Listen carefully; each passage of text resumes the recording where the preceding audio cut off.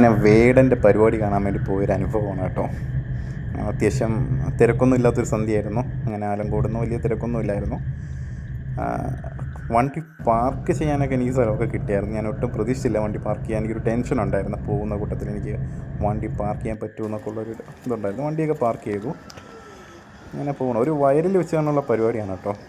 അത്യാവശ്യം നല്ല നല്ല സ്പേസ് ഉള്ളൊരു ഇതാണ് കേട്ടോ. പക്ഷേ അവിടെ ഒരു പ്രശ്നം എന്തെന്ന് വെച്ച് കഴിഞ്ഞാൽ മഴ പെയ്ത് മൊത്തം ചെളി. സത്യത്തിൽ ആ ചെളി കൂടെ നടക്കാൻ പോലും പറ്റത്തില്ല. പക്ഷേ ഈ കാണുന്നത് മൊത്തം പേരും ഈ വേടനെ പ്രതീക്ഷിച്ച് അവിടെ കാത്തു നിൽക്കുന്നതാണ്.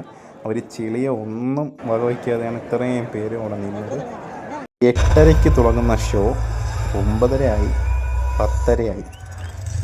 എപ്പോഴും അവർ അനൗൺസ് ചെയ്യുന്നുണ്ട്, ഇതാ വരുന്നു വേണം, 10 മിനിറ്റ് കഴിയുമ്പോൾ വരുന്നുണ്ട്. അത് കഴിഞ്ഞിട്ട് ഇടയ്ക്ക് ഒരു ആങ്കർ വന്ന് അനൗൺസ് ചെയ്യുന്നുണ്ട്, ഇപ്പോൾ വരും. പക്ഷേ എവിടെയേ വേടൻ? എല്ലാവരും ചോദ്യമായി. കുറച്ച് പ്രോഗ്രാമൊക്കെ നടത്തിയതിന് ശേഷം ഒരു 10:30 ആയപ്പോഴത്തേക്ക് വന്ന് അനൗൺസ് ചെയ്യുകയാണ് വേടന് വരാൻ കഴിയില്ല എന്ന്. നിർഭാഗ്യവശാൽ ഒരു സുഹൃത്ത് വൈകുന്നേരം മരണപ്പെട്ടിട്ടുണ്ടായിരുന്നു. പക്ഷേ പരിപാടി നടത്താൻ അവർക്ക് കഴിയില്ല എന്നുണ്ടെങ്കിൽ പിന്നെ എന്തിനാണ് ഇത്രയും നേരം ഈ കാണുന്ന ആൾക്കാരെ മൊത്തം? അത് ഒരു ജനസാഗരം എന്ന് വേണമെങ്കിൽ പറയാൻ കേട്ടോ. അത്രയ്ക്ക് ജനമായിരുന്നു അവിടെ. ആദ്യമൊന്നും വലിയ തിരക്കൊന്നും ഇല്ലായിരുന്നു.